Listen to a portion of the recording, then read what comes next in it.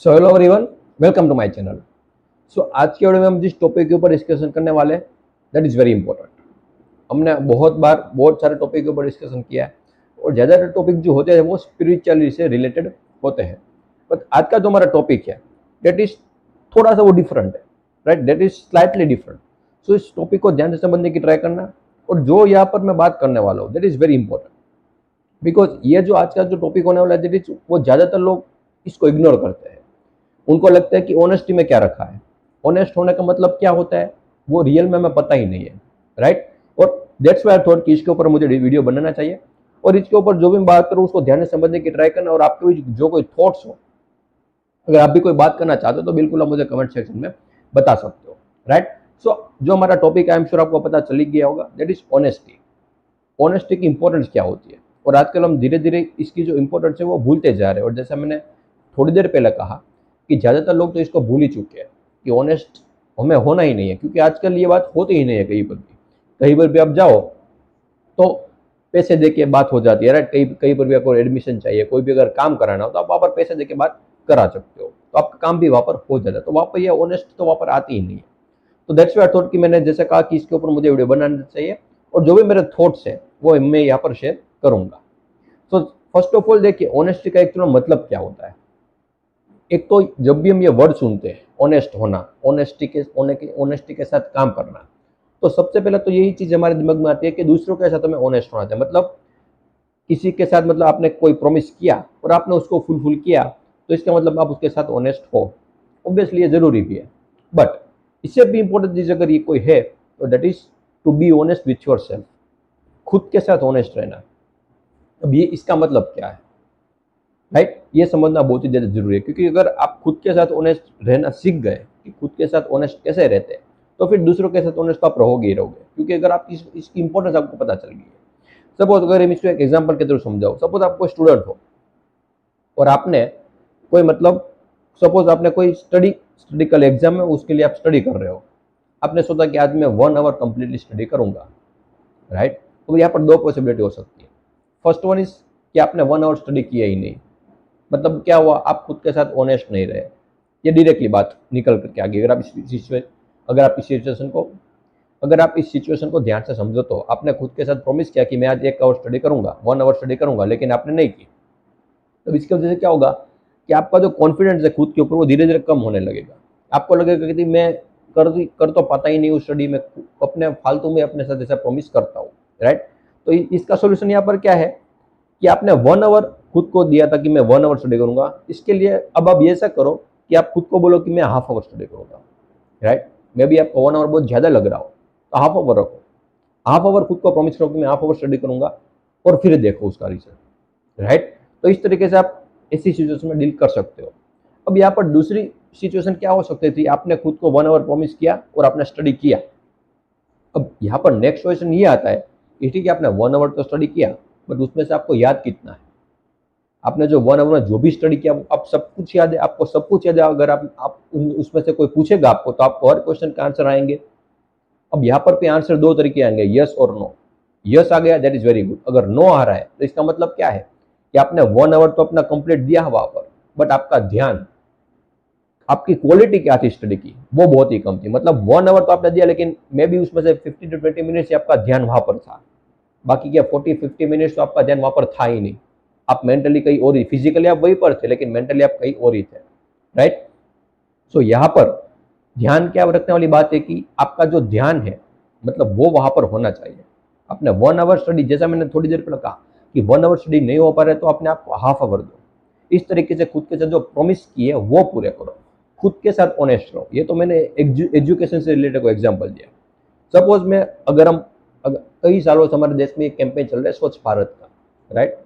बहुत लोग इसके ऊपर काम भी कर रहे हैं, और हम भी जब इसके बारे में सुनते हैं तो दो तरीके के लोग आपको मिलते हैं।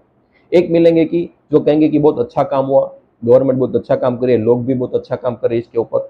और दूसरे तरह के लोग मिलेंगे जो कहेंगे कि ऐसा हो ही नहीं सकता, मतलब देश कोई भी स्वच्छ हो ही नहीं सकता। लेकिन इतने सारे लोग हैं कि कोई बात मानता ही नहीं सरकार की, वो लोग चिल्ला चिल्ला कर कह रहे कि हमें स्वच्छ रहना चाहिए, स्वच्छ अपने अराउंड के जो एरियाज है, जो भी अपना घर है, जो भी हमारा क्लासरूम है, उनको हमें स्वच्छ रखना चाहिए, बट नहीं रख रहे, राइट? क्योंकि लोग सुनते ही नहीं किसी की बात। अब यहाँ पर क्या हुआ कि आपने ब्लेम दूसरों के ऊपर रखा कि दूसरे नहीं कर रहे हैं। तो मैं यहाँ पर यही कहूंगा कि ये जो ब्लेम आप दूसरे लोगों ऊपर थोप रहे हो, उसकी वजह से ब्लेम को खुद के ऊपर लो। पहले खुद को देखो, आप ऐसा करते हो? आप बात कर रहे हो स्वच्छता की, लेकिन आप स्वच्छ खुद को रख रहे हो? मतलब आप फॉर एग्जाम्पल आपने कोई पैकेट वेफर का खाया, तो पैकेट को आपने वहीं पर रास्ते पर फेंक दिया, तो आप तो खुद मतलब स्वच्छ रखते नहीं हो। मतलब आप खुद ही अपने जो रोड्स है उसको ही स्वच्छ नहीं रख पा रहे हो। रोड को छोड़ो, अपने घर में ही आप इतने सारे कचरे फैलाते हो। तो स्टार्ट यहाँ से करो, पहले खुद के साथ ऑनेस्ट रहो, फिर दूसरों के बारे में बात करना कि मैं जो कचरा, मतलब जो मैं वेस्ट क्रिएट कर रहा हूँ, मतलब मैंने वेफर्स का पैकेट खाया, कोई आपने चॉकलेट खाई, उसका जो रेपर है वो मैं डस्टबिन में थ्रो कर रहा हूँ या नहीं कर रहा हूँ। सपोज आपने कोई ऐसी जगह पर आपने वेफर खाए जहाँ पर अराउंड में डस्टबिन है ही नहीं, तो यहाँ पर क्या सोल्यूशन है कि उसको आप वेफर के पैकेट को आपने अपने साथ रखा, और जब जहाँ पर आपको डस्टबिन मिला वहां पर आपने फेंक दिया, राइट। तो इस तरीके से खुद के ऑनेस्ट रहना बहुत ही ज़्यादा जरूरी है। और भी आप बहुत सारे एग्जाम्पल रख सकते हो। सपोज आप कोई रूम में हो, वहां पर लाइट्स, फैन, जो भी इलेक्ट्रिकल इक्विपमेंट्स है वो सब ऑन है। अब जब आप रूम से बाहर गए, तो आपने छोटा सा काम किया कि जो लाइट और फैंस ऑन थे उसको स्विच ऑफ कर दिया। अब यहाँ पर कोई भी आपको शाबाशी, कोई भी मेडल नहीं मिलने वाला है, बट आपने यहाँ पर किया कि इलेक्ट्रिसिटी सेव की, राइट। खुद के साथ आप ऑनेस्ट रहे कि क्या, कि मैं इस देश का एक रिस्पॉन्सिबल सिटीजन हूँ। मतलब इलेक्ट्रिसिटी सेव करना मुझे चाहिए, एक रिस्पॉन्सिबल सिटीजन की एक साइन है कि मुझे इलेक्ट्रिसिटी सेव करनी चाहिए। तो यहाँ पर आप खुद के साथ ऑनेस्ट रहे, राइट। तो जो भी खुद की जो रिस्पॉन्सिबिलिटी है वो आप पूरी तरीके से निभाते हो, इसका मतलब होता है कि आप खुद के साथ ऑनेस्ट हो। अगर आप ये भी चीज सीख गए कि खुद के साथ ऑनेस्ट कैसे रहना है, तो आप दूसरों के साथ तो ऑनेस्ट रहोगे, तो उसके ऊपर तो बात ही नहीं है, right. That is very important to understand. और अगर आप फॉर एग्जाम्पल ये कोई मेरा वीडियो कोई 10-12 साल या फिर 14-15 साल का कोई लड़का या लड़की देख रही है, तो उसके लिए तो बहुत इंपॉर्टेंट, क्योंकि ये जो सारी हैबिट्स है वो डेवलपमेंट यहीं पर होती है। यहीं पर डिसाइड होता है कि आपकी जैसी हैबिट्स होगी वैसा आपका फ्यूचर क्रिएट होगा। सपोज आपकी हैबिट अभी इस वक्त ऐसी है कि बहुत ज़्यादा आप टाइम वेस्ट करते हो, टाइम पास करते हो, इंस्टाग्राम में रील्स देखते हो, राइट। तो मतलब आपका फ्यूचर भी वेस्ट होने वाला है, उसमें कोई भी डाउट नहीं है। बट आपका, अगर आपकी हैबिट ऐसी है कि आपके जो जो आपको फ्री टाइम मिल रहा है उसको आप यूजफुल कर रहे हो, मैं ऐसा नहीं कह रहा हूँ कि जो भी आपको टाइम मिला उसमें सिर्फ स्टडी कर रहे हो, मतलब कुछ एक्टिविटीज कर रहे हो, कुछ नई स्किल है उसको लर्न कर रहे हो, एक्वायर कर रहे हो, तो वो आपको फ्यूचर में बहुत हेल्प करेगी ही करेगी, राइट। सो इस एज ग्रुप में बहुत इंपॉर्टेंट होता है कि आप किस तरीके से हैबिट डेवलप कर रहे हो अपने अंदर, राइट।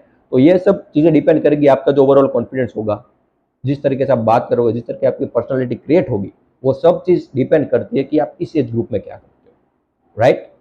सो आई होप कि आपको ये चीज़ समझ में आई, ऑनेस्टी कितनी इंपॉर्टेंट है, बहुत ही ज़्यादा इंपॉर्टेंट। बिकॉज अगर हम ऑनेस्ट हो गए तो फिर आप कभी करप्शन करोगे ही नहीं।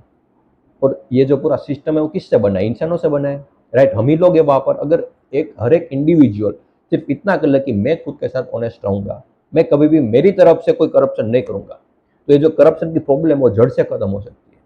बिकॉज हम हर बार गवर्नमेंट के ऊपर नहीं थोप सकते कि ये कोई लोग एक्शन नहीं ले, गवर्नमेंट जो करप्शन लोग है, जो करप्ट लोग हैं उनके ऊपर, राइट। बिकॉज वो कितने को संभालोगे?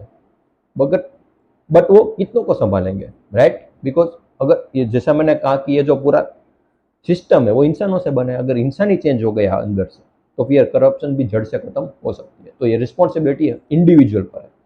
अगेन, किसी के ऊपर हम थोप नहीं सकते, खुद को बदलो तो देश भी बदलेगा, राइट। तो जैसा मैंने कहा कि honesty it is very important. हमने कभी भी इस तरीके से सोचा ही नहीं कि ऑनेस्टी कितनी इंपॉर्टेंट हो सकती है, right. So that's why I thought कि मुझे इसके ऊपर वीडियो बनाना है। जो भी मेरे थॉट्स है वो मैंने शेयर किया। अगर आपके भी कोई थॉट्स है वो भी आप मुझे कमेंट सेक्शन में शेयर कर सकते हो, राइट। सो आई होप कि आपको समझ में आया। फिर भी कोई भी क्वेरी या डाउट हो तो बिल्कुल आप मुझे कमेंट सेक्शन में बता सकते हो। And thank you so much for watching this video.